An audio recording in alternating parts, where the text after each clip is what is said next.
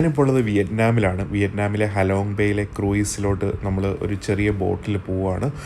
ഒരു ഷിപ്പല്ല, ശരിക്കും പറഞ്ഞാൽ ഇത് വലിയൊരു ക്രൂയിസ് ബോട്ടിലോട്ടാണ് പോകുന്നത്. അപ്പോൾ ആ ബോട്ട് അങ്ങ് അകലെയാണ്. അപ്പോൾ അത് ചെറിയൊരു ബോട്ടിൽ നമ്മൾ പോവുകയാണ്.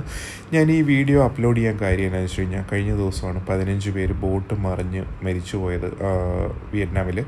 അപ്പം നമ്മളും ഈ ബോട്ടിൽ തന്നെയായിരുന്നു. ബോട്ടിൽ ഒരു കാര്യം എന്താണെന്ന് വെച്ച് കഴിഞ്ഞാൽ, പലപ്പോഴും ചിന്തിച്ചൊരു കാര്യമാണ്, നമുക്ക് ലൈഫ് ജാക്കറ്റ് ഒന്നും നമുക്ക് കിട്ടിയിട്ടില്ല, നമുക്ക് തന്നിട്ടില്ലായിരുന്നു.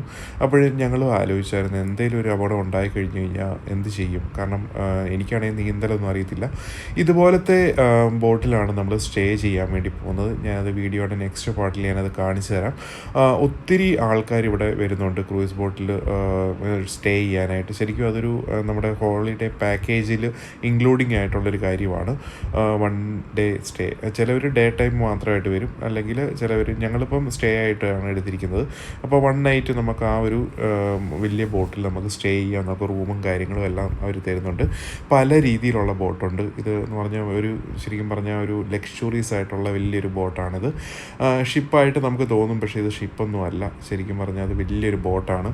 അത് 2-3 നിലകളായിട്ടുള്ള ബോട്ടുണ്ട്. അതിൻ്റെ മുകളിൽ നമുക്ക് വേണമെന്നുണ്ടെങ്കിൽ സ്വിമ്മിംഗ് പൂള് വരെയുള്ള ബോട്ടുകളുണ്ട്.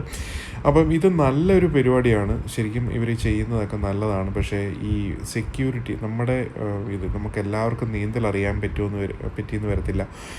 നീന്തൽ അറിയാമെന്നുണ്ടെങ്കിലും എത്ര നമുക്ക് നീന്താൻ പറ്റും നമുക്ക് അറിയാൻ പറ്റത്തില്ല, എത്ര ആഴമുണ്ടെന്നോ കാര്യങ്ങളോ ഒന്നും. അപ്പം എപ്പോഴും നമുക്ക് ലൈഫ് ജാക്കറ്റ് തരുവാണെന്നുണ്ടെങ്കിൽ നമ്മളെല്ലാവരും സേഫ് ആയിരിക്കും. കാരണം എനിക്ക് പേഴ്സണലി നീന്തലൊന്നും അറിയത്തില്ല. അപ്പം ചെറുതായിട്ടൊക്കെ അറിയാമെന്ന് മാത്രമേ ഉള്ളൂ. പക്ഷേ ഇത്രയും വെള്ളത്തിലൊന്നും നമുക്കൊന്നും നടക്കത്തില്ല. സ്വിമ്മിംഗ് പൂളിൽ മാത്രമേ ഉള്ളൂ നമുക്കറിയാവുള്ളൂ. അങ്ങനെ ഞങ്ങൾ എത്താറായി, ഞങ്ങളുടെ ബോട്ടിൽ എത്താറായി. ഞാൻ ആ വീഡിയോ സെക്കൻഡ് പാർട്ടായിട്ട് കാണിക്കാം. ബോട്ടിലെ സ്റ്റേയും നമ്മുടെ റൂമും കാര്യങ്ങളും ഒക്കെ ഞാൻ അടുത്ത വീഡിയോയിൽ അപ്ലോഡ് ചെയ്യാം.